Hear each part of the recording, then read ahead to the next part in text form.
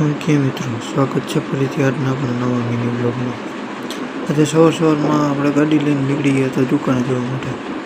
દુકાને જતા હતા ને તો રસ્તામાં મામાદેવનું મંદિર આવે.